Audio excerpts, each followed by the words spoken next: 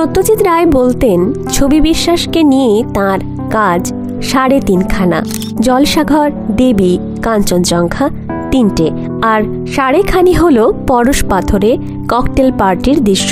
সেখানেও ছবি বিশ্বাস আছেন ডায়ালগহীন। কাঞ্চনজঙ্ঘা করতে গিয়েও এক কাণ্ড। মনোজ মিত্র সে গল্প শুনেছেন থিয়েটারের বর্ষিয়ান শিল্পী কর্মীদের মুখে। আউটডোরে দীর্ঘদিন বাইরে থাকতে হবে শুনে ছবি বিশ্বাস নাকি বলেছিলেন সোম থেকে বুধ ঠিক আছে, কিন্তু বৃহস্পতিবার তো আমাকে কলকাতা ফিরতেই হবে। তখন বৃহস্পতি, শনি, রবি নাটক হতো। সত্যজিৎ বাবু বললেন তা তো হবে না।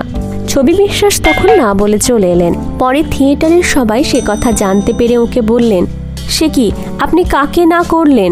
সত্যজিৎ রায়কে। থিয়েটার কাল নাও থাকতে পারে, সত্যজিৎ রায়ের কাজটা যে ইতিহাসে থেকে যাবে। ওরাই আবার ওকে সত্যজিৎ বাবুর কাছে পাঠান।